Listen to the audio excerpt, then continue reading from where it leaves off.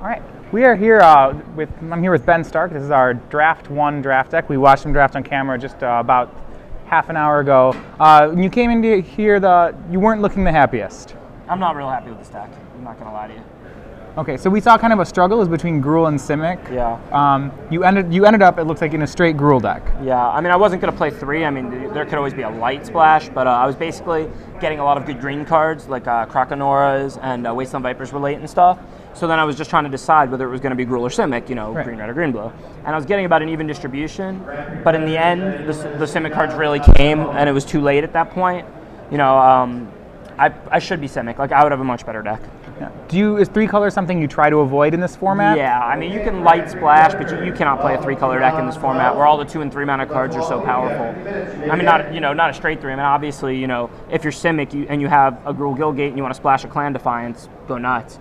But like, there's no way that you can play a straight 3 deck and have it be good. So a couple things I'm going to talk about some individual picks. Early on in the draft, you started the draft with a pick 1, pack 1 Simic Manipulator, followed up with a True Fire Paladin. Neither of those are in the deck.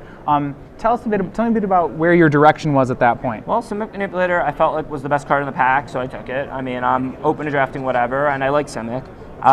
Second pick, True Fire Paladin, was just by miles the best card in the pack. It might have been a close pick if there was like a Cloudfin Raptor. I don't think there was. I think there was like a Shamble Shark. Shamble Shark was the best Simic card. And I'm not going to take a Shamble Shark over a True Fire Paladin when I don't have any cards yet. I just have a first pick. I mean, for all I know, there's going to be 3 blue drafters and the guy passing to me, or there's going to be none. Yeah. So at that point, I'm not going to miss out on a card like True Fire Paladin. You told me you thought True Fire Paladin is actually probably a stronger card than the Manipulator, right? True Fire Paladin is probably better than the Manipulator. They're pretty close. True Fire Paladin's really good. It's a very aggressive format. It's a 2-drop that can always attack, that is relevant in the late game. And it's just great. So later in that pack, I noticed because you kind of didn't have more than 4 playables in one deck at the end of pack 1, you picked a Naturalize over a Simic Guildgate late in the pack. Is there specific, that's more of the thing you were talking about with 2 versus 3 colors? It depends on the deck.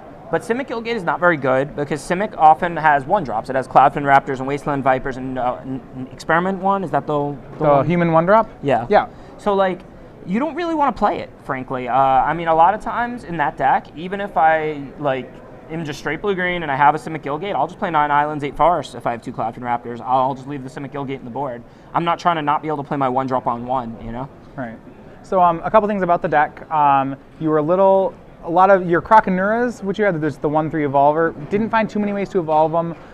We have Scab Clan Chargers. So what's this deck's path to victory then? Because for our creatures, we don't have the Madcap skills. Sure, yeah, there's not really a clear path to victory. That's why the deck's pretty dicey. I'm just going to have to grind it out. I mean, I certainly have ways to kill things, with the Wasteland Vipers and all the Blood Rush, decent-sized creatures and a decent curve.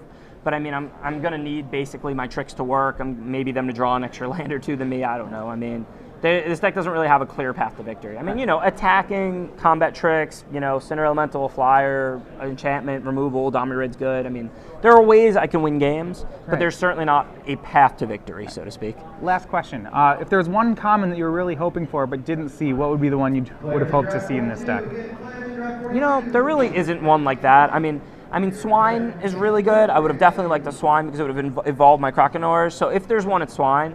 But all I really want was more of the good commons. Like if I could have had a Mugging or 2, another Ember Beast, another Slaughterhorn, I mean, that's what I'm looking for, and a Swine or 2, just more of the good red-green commons, and I just didn't see them, frankly. Well, you're the only X1 in your pod. There's an X1-1, otherwise a bunch of X2s. So you may or may not know your first-round matchup. Wish you the best of luck, though. Thanks, man. I appreciate it. All right.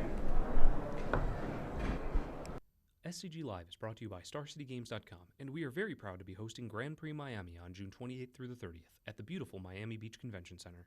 GP Miami will be a standard tournament with over $30,000 in prizes, invites and plane tickets to the Pro Tour, and much more.